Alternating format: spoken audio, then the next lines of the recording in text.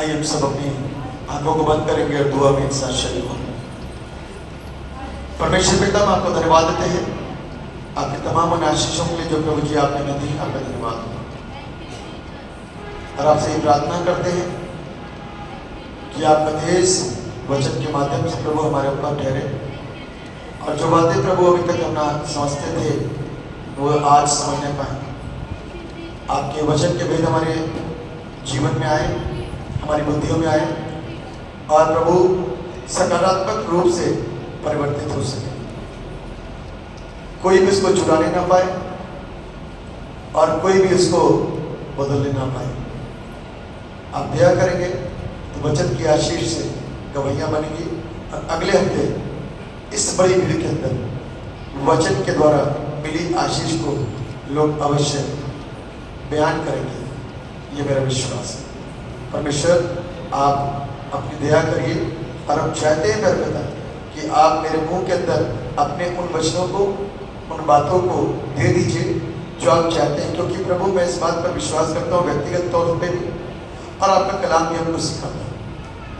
वचन हमेशा अटल है, कभी ना बदलने वाला, और वचन हमको बदलता है और हमको सही करता है। हम दुआ करते हैं वचन की आशीष जिसकी जिंदगी के ऊपर आए वो बदल जाए। धन्यवाद करता आपने हमारी प्रार्थना को सुना, यीशु मसीह के नाम से मांगते हैं, आमीन।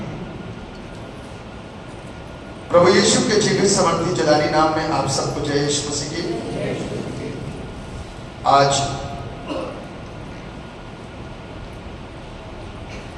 पांचवा रविवार है आशीषों का और मैं इस बात पर विश्वास करता हूँ आज के दिन की जो आशीष है मैं आपके सामने बताना चाहता हूँ कि रविवार के दिन को कोई भी मिस ना करे, कोई भी छोड़े ना। 6 दिन प्रभु ने आपको दिए, 7वां दिन उसने आपसे मांगा और इस बात को कहा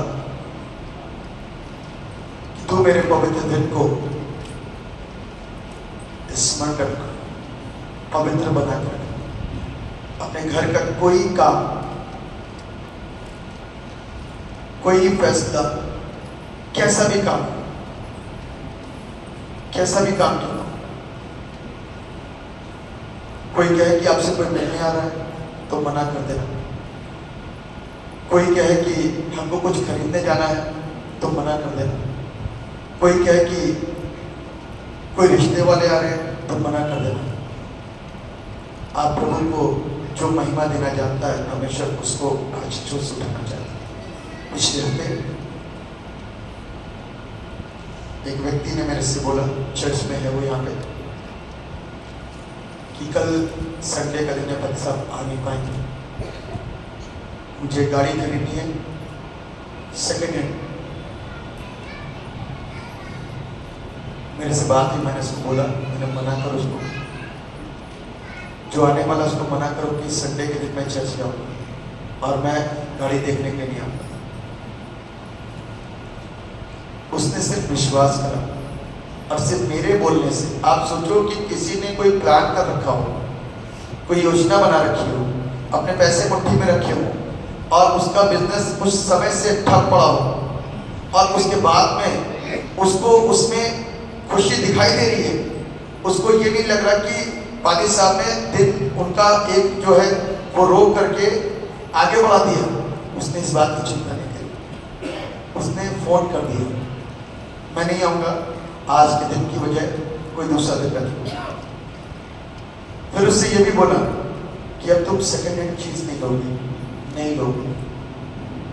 और परमेश्वर को धन्यवाद देते हैं कि परमेश्वर ने नई आशीष दी है ना, नई गाड़ी से नवाजा और नई गाड़ी उसने अपने बिजनेस के लिए खरीदी, ये सिर्फ सुनने के द्वारा। इसीलिए मैं आपसे कह रहा हूँ संडे कोई भी मिस ना करें, ना कहीं मिलने जाओ, ना कहीं देखा देखी करने जाओ, ना कोई काम में अपने आप को इधर उधर व्यस्त करो। संडे का दिन प्रभु को कपड़े रात में धुलो जाने के बाद खाने की चिंता मत करो, हमने उपवास रहना छोड़ दिया। आप सोचो कि आप उपवास के साथ में परमेश्वर के भवन में आओ। ऐसा ही ट्रेन अपने बच्चों को करो, इसी तरीके से बच्चों को ट्रेन करो। उनको ताड़ना देंगे तब वो सीखेंगे। मजबूरी सबके साथ होती है, वो कभी भी किसी के साथ हो सकती है, उसकी बात नहीं कर रहा हूं। लेकिन यदि मेरे और आपके पास में वक्त है और हम घर में खाली है या हमने अपने आप को कहीं और कोई भी काम में एंगेज कर लिया तो गलत है। आप अपने आप को कोई और अन्य कार्यों के अंदर एंगेज मत करिए, परंतु परमेश्वर के भवन में आइए और ये भवन में आने के द्वारा परमेश्वर आपको आशीर्वाद देगा। इंसान की ओर मत देखना, परमेश्वर की ओर देखना, यीशु की ओर देखना। यीशु आपके लिए रास्तों को खोलेगा और बंदोबस्त को करेगा। चीजें सही होगी, बेहतर होगी, खूबसूरत होगी और आप आशीष पाओगे और बरकतों को पाओगे। तो ये आज के दिन की आशीष है। आपको मालूम है दूसरे संडे मैंने कुछ बोला था, किसी को याद है?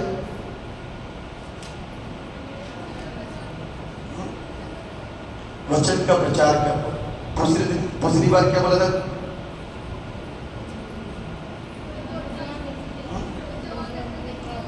जवान दर्शन देखेंगे। तीसरी बार क्या बोली थी? दूसरों की प्रार्थना करना। और आज में क्या है? चर्च कभी मत छोड़ना। चर्च जोर से बोल सकते हैं, चर्च।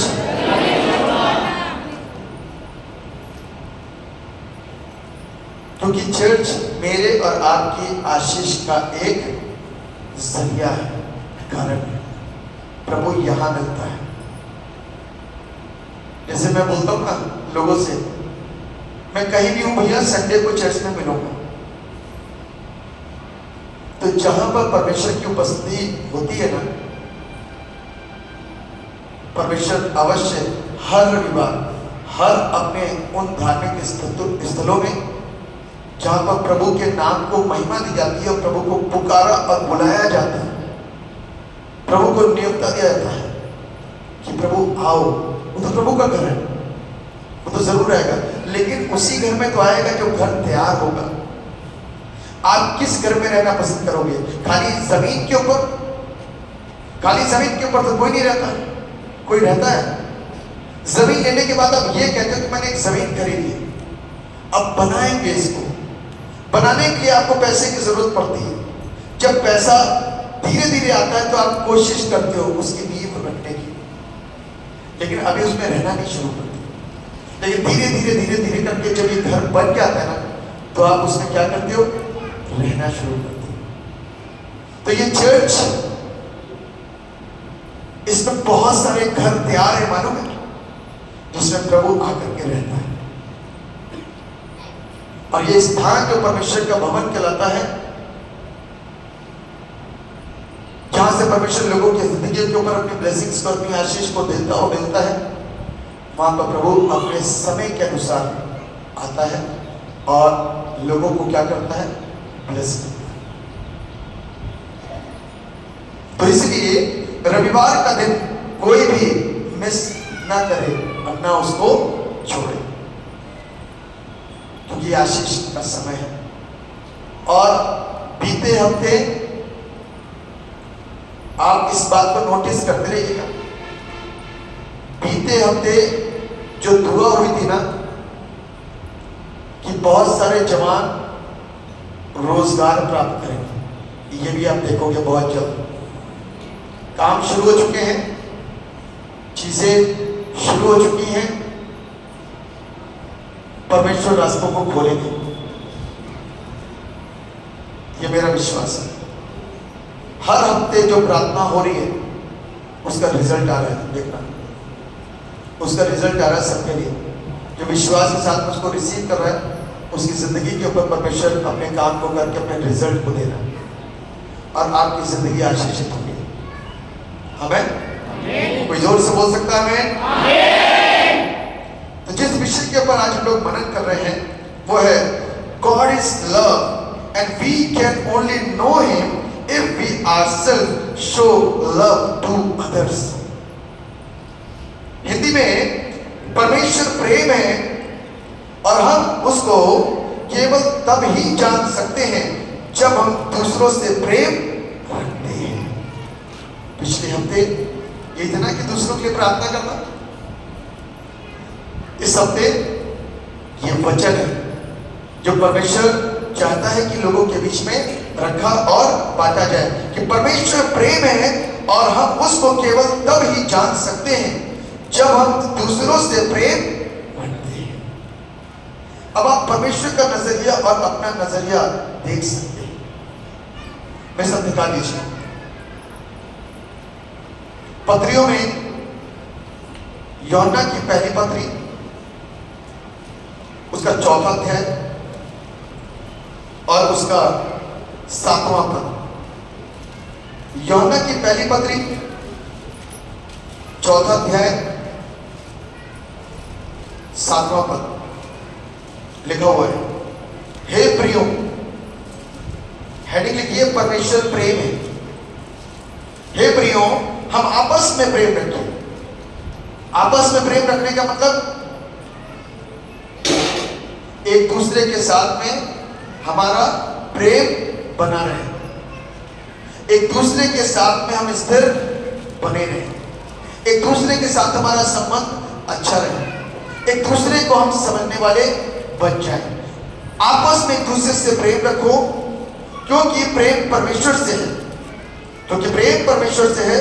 जो कोई प्रेम करता वो परमेश्वर से जन्मा है और परमेश्वर को जानता है। जो प्रेम नहीं रखता वो परमेश्वर को नहीं जानता क्योंकि परमेश्वर प्रेम है। अब जन्म तो हमारा बहुत पहले हो गया, 20 साल पहले, और यीशु मसीह को जाना है अभी 4 साल पहले या 2 साल पहले। जन्म तो हो गया हमारा 50 साल पहले, लेकिन यीशु मसीह को अभी हमने जाना मुश्किल से 1 साल पहले। किसी का जन्म से ही प्रभु को जानते हैं, लेकिन बाइबल जो चीज हमको सिखा रही है हम उस बात पर विश्वास करते हैं, ना कि किसी और अन्य बातों के ऊपर, ना किसी और लोगों के एक्सक्यूजेस के ऊपर हम विश्वास नहीं करते या एक्सक्यूज काम नहीं करेंगे।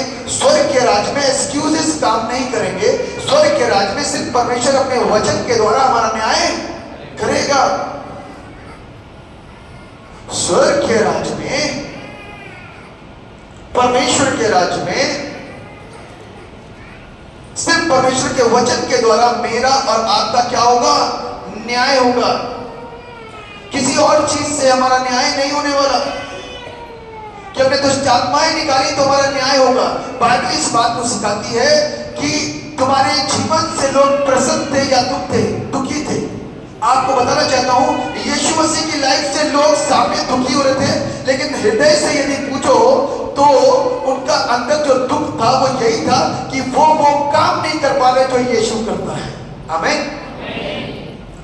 वो लोगों को, भीड़ को अपनी तरफ नहीं ला पा रहे जो यीशु करता है। वो 5000 लोगों को 5 रोटी और 2 मछली से खाना नहीं खिला पा रहे जो यीशु कर पाता है। लोगों के पेट में प्रॉब्लम और दर्द क्या था? सिर्फ इसी बात का था, यीशु मसीह के काम तो अच्छे थे, उससे प्रॉब्लम थी, वो नहीं कर पाते थे, ये प्रॉब्लम थी। हालेलुया। आप समझ पा रहे हो मेरी बातों को? आप समझ पा रहे हो मेरी बातों को? उनकी प्रॉब्लम ये नहीं थी, उनकी प्रॉब्लम ये थी कि भीड़ उसके पीछे हो रही है। आपको मालूम है, एक बंदा आया पतरस के पास में और कहता, जिस नाम से तुम ये पवित्र आत्मा दे रहे हो ना, वो वाला आशीष मेरे को भी दे दो ताकि मैं भी हाथ रखूंगा, लोग पवित्र आत्मा से भर जाए। ये पेट में दर्द था। पतरस कैसे कर पा रहा है, पौलुस कैसे कर पा रहा है, मैं क्यों नहीं कर पा रहा? इस बात की जलन है, इस बात का डर है, इस बात की नफरतें हैं, और कोई नफरत का कारण काम तो सब अच्छे दिखाई दे रहे, लेकिन मैं भी करूं, मैं भी उसी लाइन में आ जाऊं कि जहां पर पतरस का नाम लिया जाता है वहां पर मेरा नाम भी लिया जाए। दुष्ट आत्मा क्या कहती है, अरे भैया पौलुस को भी जानती हूं और यीशु को भी जानती हूं, लेकिन तुम जैसों को नहीं जानती, तू है कौन?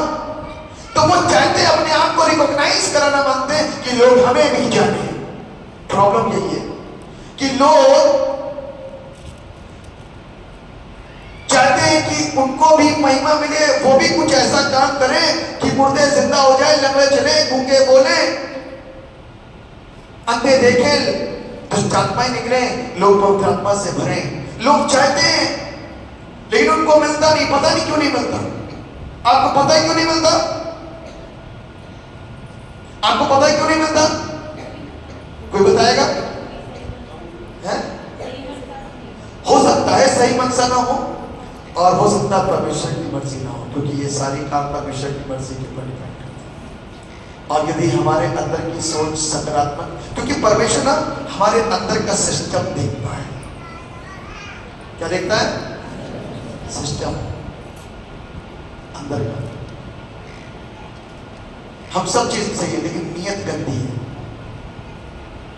तो वो आशीष नहीं मिलेगी। प्रभु तो सब कुछ देख लेता है, प्रभु तो सब कुछ देख लेता है, उससे कोई भी चीज छिपी हुई नहीं है। इसलिए आज बाइबल जो हमको बताती है, लिखा हुआ है कि परमेश्वर का कलाम जो हमको बता रहा है, जो कोई प्रेम करता है वो परमेश्वर से जन्मा है, और जो कोई और परमेश्वर को जानता है। जो प्रेम नहीं रखता वो परमेश्वर को नहीं जानता, क्योंकि परमेश्वर प्रेम है। यानी कि जो प्रेम रखता है किसी से, दूसरों से, वो परमेश्वर से जन्मा है। जो दूसरों से प्रेम नहीं रखता वो परमेश्वर से जन्मा नहीं है। आपका जन्म जिससे हुआ है आप उसी से सिर्फ जन्मे हैं, लेकिन ये तो दूसरे जन्म के विषय की बातचीत की जा रही है। कौन सा जन्म? इसी को बोलते हैं भैया, आर यू बॉर्न अगेन? यही तो सवाल आता है, क्या आपका नया जन्म हुआ? ये प्रश्न करते हैं लोग। तो हम और आप क्या क्या भैया कौन से नए जन्म की बात कर रहे हो? निकोदेमस ने कहा कौन से नए जन्म की बात कर रहे हो? क्या मैं अपनी मां के घर में दोबारा जाकर के पैदा होगा? कहता नहीं, जब तक कोई मनुष्य जल और आत्मा से ना जन्मे वो परमेश्वर के राज्य में पहुंच नहीं सकता। इस जन्म को लेने के लिए बहुत मेहनत करनी पड़ती है। क्या करना पड़ता है? जोर से बोल सकते हैं आप, और जोर से बोल सकते हैं। देखो मेहनत करते नहीं, धीरे से आवाज निकलती है। क्या करनी पड़ती है? कैसे होती है मेहनत? प्रभु के लिए मैंने पूछा बहुतों से, कितनी देर प्रार्थना कर लेते हैं आप लोग? प्रभु को कैसे टाइम देते हो? तो एक ने तो बोला मेरे को यीशु यीशु यीशु यीशु यीशु ही करते रहते हैं, बात ही नहीं कर रहे। मैंने यीशु कर रहे हो, बात तो कर लो, क्या चाहिए? वो तो बताया नहीं, आप तो सिर्फ यीशु यीशु कर 10 मिनट तक। और बाइबल कहती है यीशु मसीह ने कहा बोल तुझे क्या चाहिए? प्रभु को दिखाई दे रहा सामने वाला बंदा अंधा है, और प्रभु कह रहा बोल तुझे क्या चाहिए कि मैं तेरे लिए करूं? उसने कहा प्रभु यह कि मैं देखने लगूं। आमीन। यीशु मसीह को बता दो क्या चाहिए? प्रभु का सवाल है आपसे, क्या चाहिए? उसको बताओ तो सही, यह कि मैं सत्य को जान जाऊं। देख तो सारे लोग, सत्य को जान जाऊं। सत्य को जानना मेरे और आपके लिए बहुत अनिवार्य और जरूरी है। जो सत्य को जानेगा तभी वो प्रभु से जन्मा हुआ दिखाई देगा, क्योंकि जो सत्य को जानेगा वो सत्य के अनुसार काम करेगा। यीशु की अपेक्षा, एक बार बताइए, यीशु मसीह ने मुझको और आपको बचाया, आज उसकी अपेक्षा मुझसे और आपसे क्या होगी? बताइए। पहले आप अपनी इच्छा बताइए, परमेश्वर की बात बताइएगा। आपने अपने बच्चे को पढ़ाया, आपकी अपेक्षा अपने बच्चों से क्या होगी?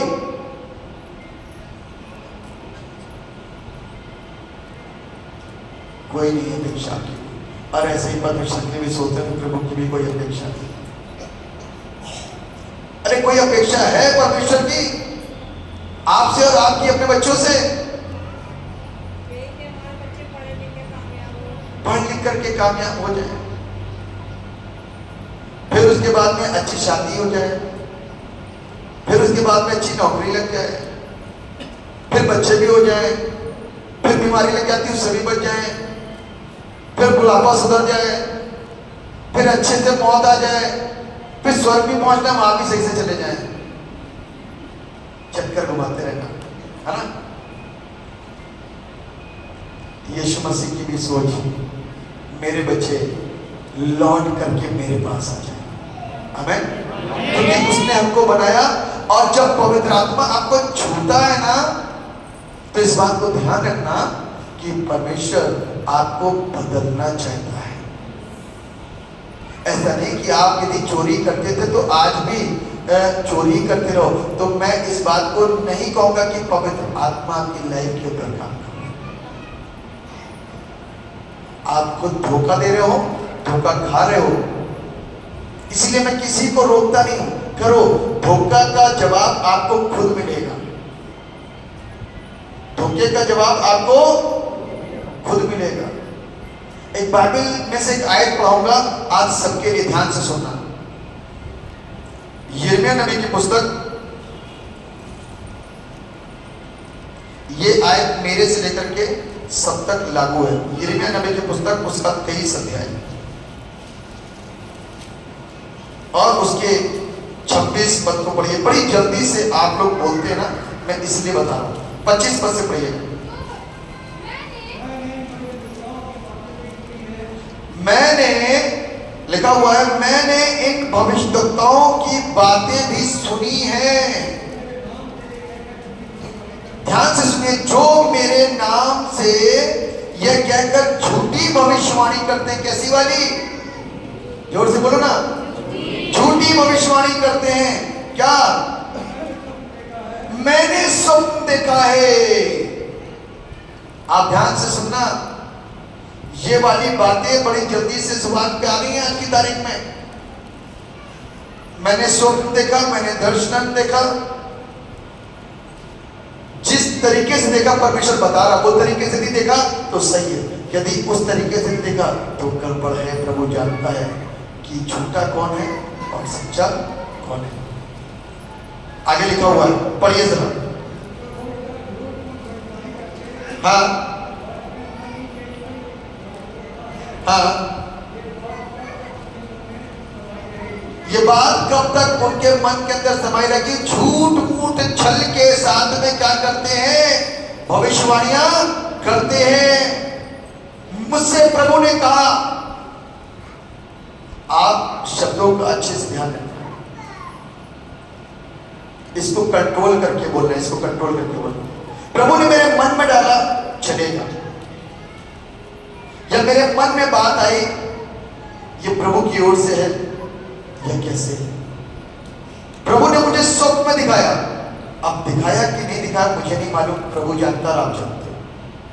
लेकिन जो भी है, आपने जो बोला है वो काम पूरा होता हुआ दिखना चाहिए। ये मुख्य बात है ना? ये क्या बात है? मुख्य बात है कि वो चीजें पूरी होती दिखाई देनी चाहिए। भावनाओं में बह करके काम नहीं चलते, है ना? भावनाओं में बह करके काम नहीं चलते। कैसे चलते हैं? सच्चाई और स्थिरता के द्वारा। आमीन। सच्चाई के साथ में और स्थिरता के द्वारा। कि बड़ी जल्दी और स्पीड के साथ में हमारे मुख से बोलते बोलते बोलते बोलते निकल जाता है। और लिखा हुआ है, जैसे मेरी प्रजा के लोगों के पुरखा मेरा नाम भूलकर बाल का नाम लेने लगे थे, वैसे ही अब ये भटकता उन्हें अपने अपने स्वप्न बता बता कर मेरा नाम भुलाना चाहते। मेरा नाम क्या करना चाहते हैं? भुलाना चाहते। आगे इसके लिए मैं एक और बता रहा हूं वचन, लिखा हुआ है, इसके 31वें पद से पढ़िए। फिर यहोवा की यह भी वाणी है कि जो भविष्यद्वक्ता, उसकी यह वाणी है, ऐसी झूठी वाणी कहकर अपनी अपनी जीभ हिलाते हैं, मैं उनके भी विरुद्ध ध्यान रखूं। मैं उनके भी विरुद्ध हूं। आगे क्या लिखा हुआ है? यहोवा की यह भी वाणी है, जो बिना मेरे भेजे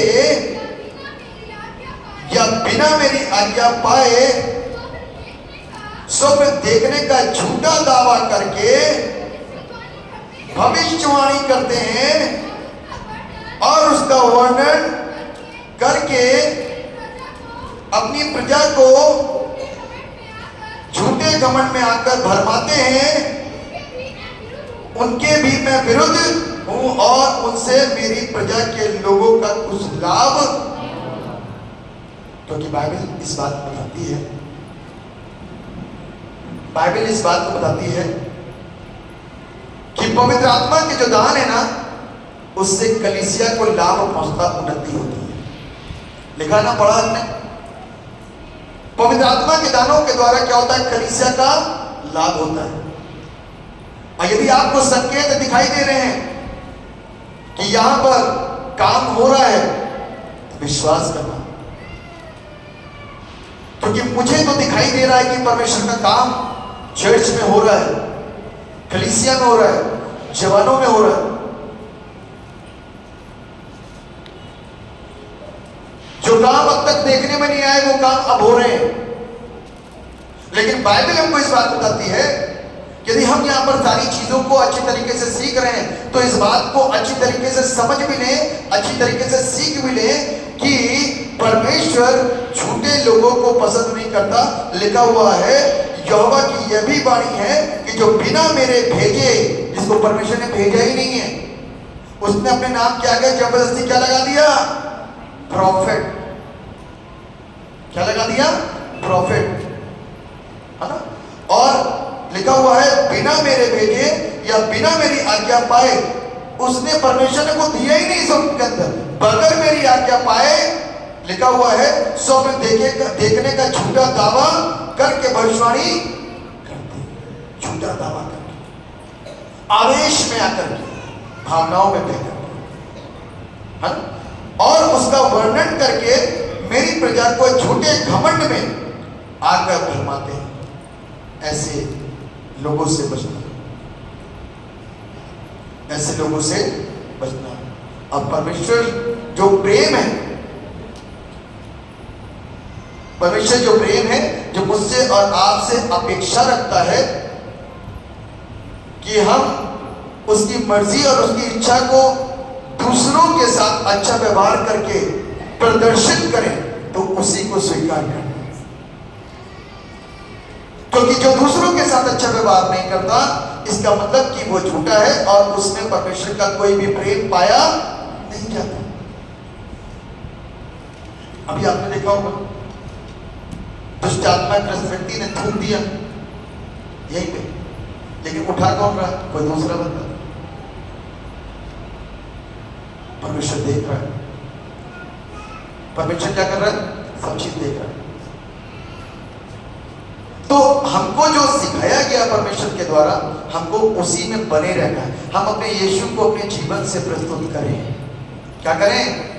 अपने जीवन से अपने प्रभु यीशु मसीह को प्रस्तुत करें। कई बार जिंदगी के अंदर आपके ऐसा आएगा, कुछ नहीं, सिर्फ यीशु। कई बार ऐसा आएगा, अरे सब कुछ बेकार है। बाहर रहोगे, बाहर की दुनिया में, तो एक समय में वो बेकार लगने लगेगी, आपको चर्च अच्छा लगेगा। एक दिन ज्यादा अंदर रहने लगोगे तो आपको ये कम अच्छा लगेगा, बाहर की दुनिया ज्यादा अच्छी लगेगी। कई बार आप इतना हो जाओगे कि आप बहकने लग जाओगे। इस बात को ध्यान रखना कि परमेश्वर का वचन, जब भी कभी ये प्रॉब्लम्स है ना, शौक के साथ में, दिलचस्पी के साथ में, कुछ प्राप्त करने के साथ में, जीवन को नया बनाने के साथ में, और अपने इन खुराफात की बातों को आने के लिए जो आ रही ना, उसको रोकने के लिए परमेश्वर के वचन को उठा लेना, शांति दे देगा आपको उसी समय। उसी समय क्या होगा? शांति मिल जाएगी। इसलिए क्यों? क्योंकि परमेश्वर तो प्रेम है। आप विचलित हो, लेकिन परमेश्वर अपने प्रेम को प्रकट करेगा। आप परेशान हो, लेकिन परमेश्वर अपने प्रेम को आपके ऊपर जाहिर करेगा, सिर्फ इस कलाम को पढ़ने के बाद। मैं बार बार इस बात के ऊपर जोर देता हूँ, वचन इंपॉर्टेंट है, प्रार्थना इंपॉर्टेंट है, जगह इंपॉर्टेंट है, लेकिन सबसे नंबर 1 पर वचन। वचन हमको क्या करता है मालूम है? क्या करता है? शिक्षित करता है। और क्या करता है?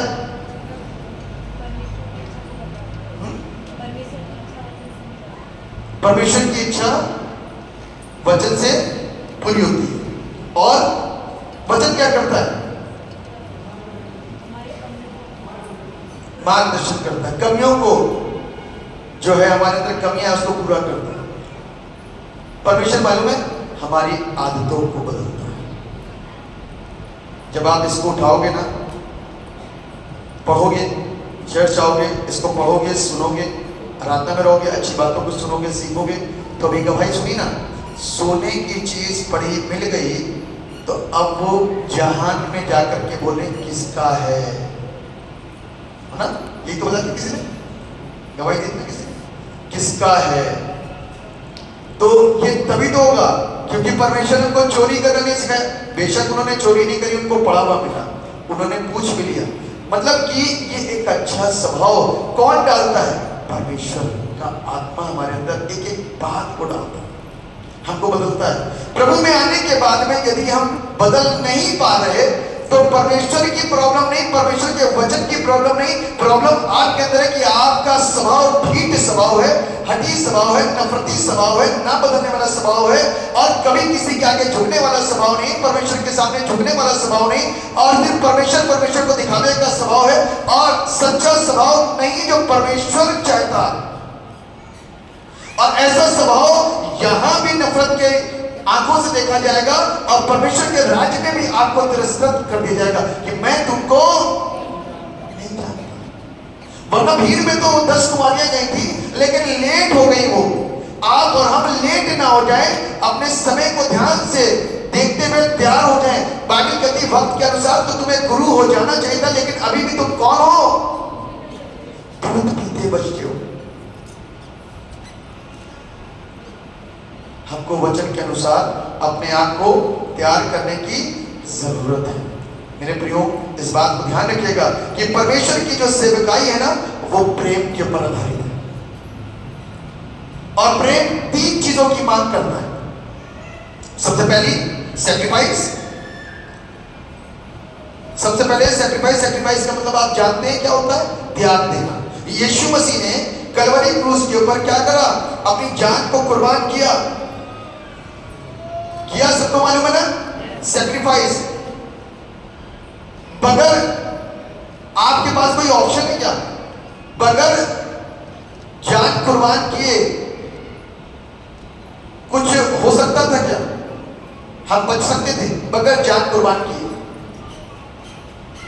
बताइए, हाँ या ना में कोई जवाब दे दे। बगैर जान कुर्बान किए कुछ और ऑप्शन है? क्यों? प्रभु के लिए तो कुछ भी है, वो तो कुछ भी कर सकता है। प्रभु के लिए तो कुछ भी है, वो तो कुछ भी कर सकता है। आपने ऐसे कैसे कहे नहीं? बताइए ना। है नियुक्त कर दिया था, ठीक है, लेकिन प्रभु तो कुछ भी ऑप्शन निकाल सकते। प्रभु ऑप्शन नया निकालते कोई? कर सकते थे कि नहीं कर सकते थे? मैं इतना जवाब पूछ रहा हूं सिर्फ। कर सकते थे। गलत कह रहे हो आप। मेन चीज थी हमको छुटकारा दिलाने के लिए लहू की, और लहू सिर्फ यीशु का पवित्र और किसी का पवित्र नहीं। इसीलिए अब आपकी बात सही है कि वो पहले से नहीं था। यीशु मसीह के लहू की जरूरत थी वहां पर। उसके लहू के बगैर आज हम और आप आजाद नहीं हो सकते थे। उसके लहू की जरूरत थी। जो कलवरी क्रूस आप देखते हो चर्च के अंदर लगी है, लोग अपने गले में लटका करके घूमते हैं, उसके विषय में पता नहीं, लेकिन वो क्रूस के ऊपर प्रभु यीशु मसीह ने अपने पाक और पवित्र लहू को बहाया। बलिदान के तौर पर मेरे बदले में बलिदान दिया उसने, और उसको बहा करके मुझको और आपको आजाद कर दिया। क्योंकि जानवरों का लहू शुद्ध नहीं कर सकता, पवित्र परमेश्वर का लहू शुद्ध कर सकता है। ये ना सिर्फ बाइबल के अंदर है, लेकिन हर एक धर्म की पुस्तक को खोल करके उसको पढ़ लिया जाए। हर पुस्तक के अंदर यीशु के पवित्र लहू के विषय में वर्णन किया गया है।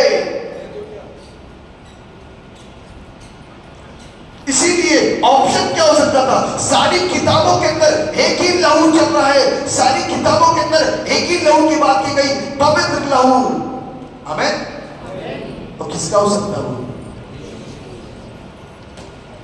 परमेश्वर का। परमेश्वर के अलावा किसी का लहू शुद्ध और पवित्र नहीं है, सिर्फ उसका लहू पवित्र।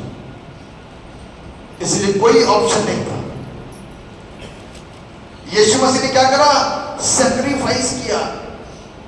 आज बगैर सैक्रिफाइस करे बहुत, और दूसरों के लिए, बच्चों के लिए आप आशीष ला सकते हो।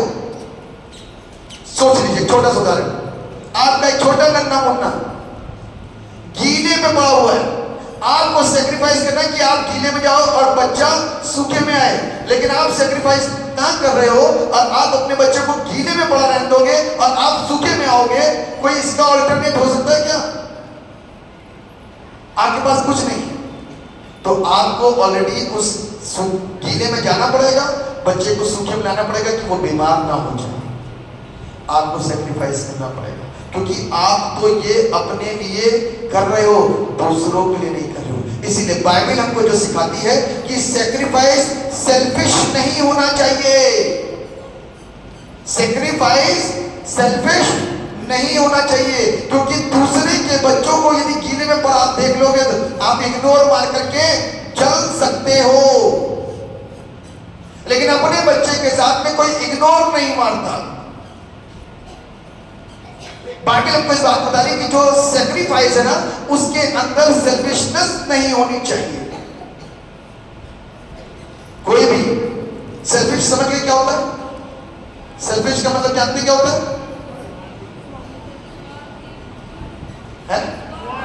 स्वार्थी। Very good.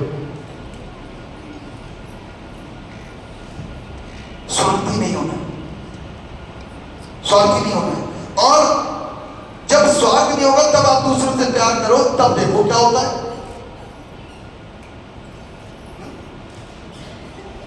और परमेश्वर का प्रेम क्या है? दूसरों के लिए है, इसलिए कि आप उनके साथ में एक रिश्ते को बनाए, इसलिए नहीं कि स्वार्थ कुछ मिलेगा, कुछ अपने लोगों से, ऐसे लोगों से रिश्ता बनाए जहां से कुछ आता रहे, मिलता रहे। बगैर स्वार्थ के आप रिश्ते को बनाइए, इसी को लव कहते हैं। और यही लव प्रभु यीशु का, इसी को बोलते हैं अगापे लव। पहला पॉइंट था ये। दूसरा पॉइंट है क्षमा करना, फॉरगिवनेस। क्या है? क्षमा करना।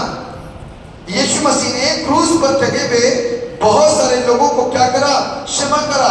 जिन लोगों ने प्रभु यीशु मसीह को क्रूस चढ़ाया, जिन चेलों ने प्रभु यीशु मसीह को छोड़ करके भाग गए, जिन लोगों ने यीशु मसीह के मुंह पर थूक दिया, जिन लोगों ने यीशु मसीह को थप्पड़ मारा, जिन लोगों ने यीशु मसीह की आंख बंद करके मारने के बाद में कहा अब भविष्यवाणी कर, प्रभु ने सबको क्या कर दिया? आप और हम होंगे तो क्या करेंगे? देखिए, बेशक यदि मेरे और आपके पास में अधिकार होगा ना, तो कच्चा चबा जाएंगे। यदि मेरे और आपके पास अधिकार हुआ ना, तो बिल्कुल नहीं छोड़ देंगे। हाँ या ना? सच्ची बात बोलो, सच्ची बात बोलो। जिसके अंदर मसीह की मोहब्बत है ना, वो छोड़ देंगे। जिसके अंदर मसीह की मोहब्बत नहीं होगी, वो बिल्कुल नहीं छोड़ेगा। मालूम, जब आप माफ करते हो ना, तब प्रभु हिसाब लेता है। तब प्रभु क्या करता है? हिसाब लेता है। जब आप माफ करते हो तो छोड़ो, कोई बात नहीं, तब प्रभु हिसाब लेता है। तो इसलिए हमको और आपको सीखने की जरूरत है फॉरगिवनेस। प्रभु यीशु मसीह ने कलवरी क्रूस के ऊपर 3 बड़ी चीजें थी, प्रेम, क्षमा और दया। ये तीनों चीजें सिलेक्शन के साथ नहीं करी। इसके ऊपर दया करूंगा, इसके ऊपर नहीं करूंगा, इसके ऊपर क्षमा करूंगा, उसको क्षमा नहीं करूंगा, और इससे प्रेम करूंगा, इससे प्रेम नहीं करूंगा। ऐसा कोई सिलेक्शन नहीं था। प्रभु सबके ऊपर प्रभु की दया थी, सबके ऊपर प्रभु का प्रेम था, और सबके ऊपर प्रभु यीशु मसीह का अनुग्रह और क्षमा आ गए। सबके ऊपर, किसी एक के ऊपर। इसलिए मित्रों, हमको ये चीजें सीखनी है कि आज क्षमा हमको सब लोगों के ऊपर लेकर के आनी, सबसे प्यार दिखाना है और सबके साथ, सबके ऊपर दया करनी है। जो आपके पास में उस तरीके से आता है तो क्षमा कर दो। जिसके जीवन के अंदर गड़बड़ियां हैं तो परमेश्वर उससे बड़ा हिसाब लेगा। ध्यान रखना, परमेश्वर फिर उससे बड़ा हिसाब लेगा, क्योंकि परमेश्वर के साथ में आप चालबाजी नहीं खेल सकते। परमेश्वर के साथ में आप चालबाजी मेरे साथ खेल सकते हो, एक दूसरे के साथ में खेल सकते हो, लेकिन परमेश्वर के साथ में चालबाजी खेल नहीं सकते। उसका रिजल्ट कहीं ना कहीं मिल जाएगा। छोटे स्तर पे, बड़े स्तर पे कहीं ना कहीं वो दिख ही जाएगा। तो इसलिए दूसरा पॉइंट जो हमारा था, क्षमा करना, वो चीजें हमको और आपको आनी चाहिए कि हम एक दूसरे को क्षमा करें और अपने प्रेम को जो परमेश्वर ने मेरे और आपके अंदर डाला है उसको क्या करें, दूसरों के साथ प्रदर्शित करें। अपनी नफरतों को आगे लेकर के बढ़ाए नहीं, परंतु वही समाप्त करें प्रभु यीशु मसीह के प्रेम के द्वारा। तीसरा पॉइंट और अंतिम पॉइंट, एम्पावरमेंट, यानी कि गिरते हुओं को उठाना। जो इंसान गिर रहा है, परेशानियों में है, सामाजिक स्तर पर, आत्मिक क्षेत्र में, किसी भी क्षेत्र में, गरीबी में, किसी भी चीज में, बीमारी में आपका हाथ लगना उसके लिए काफी होगा। इस बात को ध्यान रखना, क्योंकि परमेश्वर अपने लोगों के द्वारा दूसरों के जीवन के ऊपर आशीषों को क्या करता है, देता है।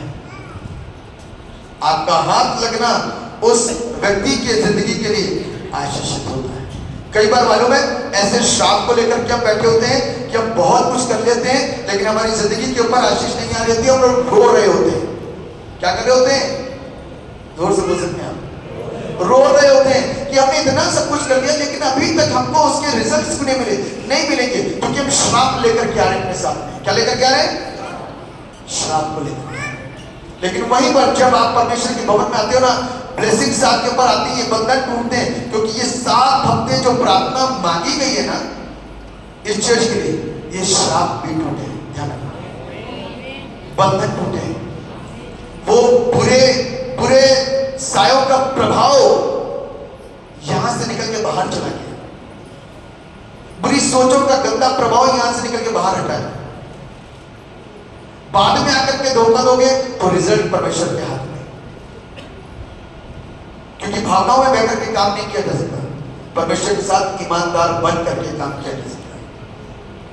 ठीक है, मैं सोचता हूं कि आपने इन चीजों को सीखा होगा कि परमेश्वर प्रेम है, और आज जो परमेश्वर से प्रेम करता है तो आप सिर्फ दुआ करके बता सकते हो कि हमें बहुत अच्छी दुआ आती है, हमारा प्रेम है परमेश्वर से, बहुत अच्छा वचन पढ़ लेते हो, हमारा प्रेम है परमेश्वर के साथ में। इसको कभी मत सोचना। बाइबल कहती है तुम्हारी रास्तबाजी, तुम्हारी धार्मिकता क्या है, मैले चिथड़े के समान। इसलिए अपने आप को शून्य करके प्रभु के पास। एक जन क्या बोल रहा था, दुआ करता था परमेश्वर की वेदी के सामने वहां खड़े होकर के, प्रभु मैं धर्मी हूं, दशमांश भी देता हूं, दुआ भी कराता हूं, हर रविवार चर्च जाता हूं, सब कुछ करता हूं, सब कुछ, मैं इसके समान नहीं हूं, कुछ भी नहीं देता, दूर खड़ा है, चर्च भी नहीं आता, ये भी है, तरह तरह की बातें। लेकिन एक बात, ये अपनी दुआ करके हटा, फिर वो दूसरा व्यक्ति आ गया, कहता प्रभु मैं इतना पढ़ा लिखा नहीं हूं, लेकिन मेरा जीवन आपको समर्पित है। बस प्रभु ने उसकी प्रार्थना को स्वीकार कर लिया, उसकी प्रार्थना को स्वीकार नहीं किया, क्योंकि जिसके जीवन के अंदर दूसरों के प्रति प्यार और मोहब्बत नहीं है वो आशीषित नहीं हो सकता। जो दूसरों से प्यार करता है परमेश्वर उसको आशीष। ये परमेश्वर के कलाम का नियम है, ये मेरे अपने हाथों से लिखी हुई स्क्रिप्ट नहीं है, ये परमेश्वर के वचन का नियम है। इस नियम को जो फॉलो करेगा वो आशीष पाएगा, जो फॉलो नहीं करेगा परमेश्वर उसको उसके अनुसार जैसा वो जीवन जी रहा है प्रतिफल देगा। वो मेरे और आपके लिए दोनों के लिए सत्य है। परमेश्वर इस वचन के द्वारा हमारी बुद्धि और हमारे ज्ञान को, हमारी समझ को खोले, ताकि हम परमेश्वर को समझना शुरू करें कि परमेश्वर क्या चाहता है, परमेश्वर क्या चाहता है। परमेश्वर इस वचन के द्वारा हम सबको आशीष करते हैं। दुआ करें। परमेश्वर पिता हम आपको धन्यवाद देते हैं इस बात के लिए कि प्रभु आपने हमें अपने वचन के द्वारा शिक्षित किया, वचन के भेदों को सिखाया, सुनाया, समझाया, बताया। आपका धन्यवाद। सब पर अपनी दया और सब पर अपना अनुग्रह, सब पर अपना प्रेम करने सब आप में बने रहें और सबके जीवन के अंदर आपकी बातें बने। सब लोग प्रभु यीशु के नाम से आशीषित हैं। धन्यवाद बरकता, आपने हमारी प्रार्थना को सुना। आप दया करेंगे, बरकत करें। यीशु मसीह के नाम से मांगते हैं, आमीन।